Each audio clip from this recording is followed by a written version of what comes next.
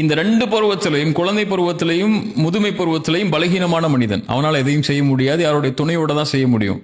ஆனா இந்த வாலிப பருவத்தை தான் கூவத் அப்படின்னு குர்ஆன் சொல்லுது, பலம் உள்ள பருவம். இந்த பருவத்துல தான் அவன் நினைக்கக்கூடிய எல்லா விஷயங்களையும் சாதிக்க முடியும், செய்ய முடியும். அவனால இயற்கையாகவே எல்லாத்தையும் நோக்கி நகர முடியும். அவன் இலக்கை நோக்கி, லட்சியத்தை நோக்கி, அவனுடைய குறிக்கோளை நோக்கி, அவன் எதிர்காலத்தை எப்படி அமைக்கணுங்கிறத நோக்கி அவனால் நகர முடியக்கூடிய பருவம் இந்த வாலிப பருவம் தான். அதெல்லாம் தான் ரசூலுல்லாஹி ஸல்லல்லாஹு அலைஹி வஸல்லம் சொன்னாங்க, 5க்கு முன்னால் 5ஐ தேடிக்கொள்ளுங்கன்னாங்க. 5 விஷயம் வர்றதுக்கு முன்னாடி 5 விஷயத்தை நீங்க வச்சுக்கோங்க. அதுல முதல்ல அல்லாஹ்வுடைய தூதர் ஸல்லல்லாஹு அலைஹி வஸல்லம் சொன்னது, உன் வயோதிகம் உன்னை வந்தடைவதற்கு முன்னால் வாலிபத்தை தேடிக்கொள்னாங்க. ஏன்னா இந்த வாலிபம் தான் உன்னால இந்த உலகத்தை நோக்கியும் மறுமைக்காக நீ வைக்கக்கூடிய இலக்கை நோக்கியும் நகர்வதற்கு உள்ள பருவம்.